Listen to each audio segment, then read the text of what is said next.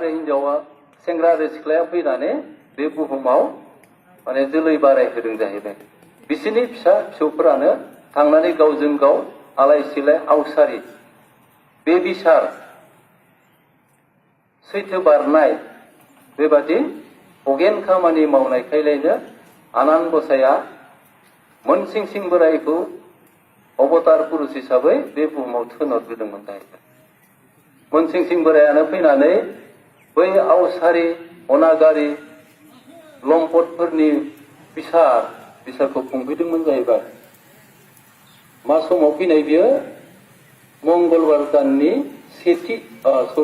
मागो दाननि सेथि मंगलबाराव फैदोंमोननो।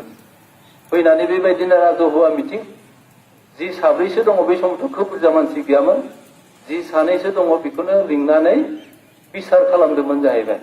जों बेबायदि आवसारि आखुजों बोरैहाय जोलै बारायनो हानो, बोरैहाय जों सुख संसार जानो हानो, जिब जुनारफोरबायदि बेखौ बे दानलाय सुलाय माने थैलायलायनायल'।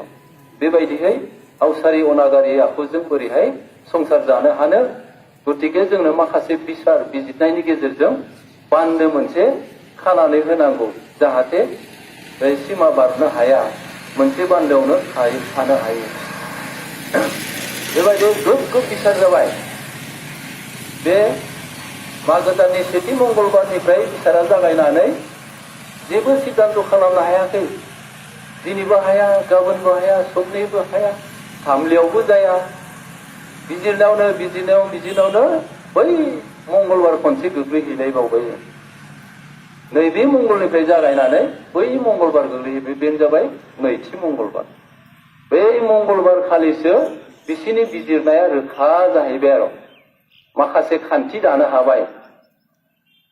आवसारि अनागारि लाइन बारनाय, सिमा बारनाय, बिनिफ्राय होबथानो थाखाय मोनसे सिमा खाबाय जाहैबाय।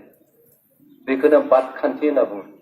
बादखान्थिया सोरजिजादों बै समाव, नैथि मंगलबार।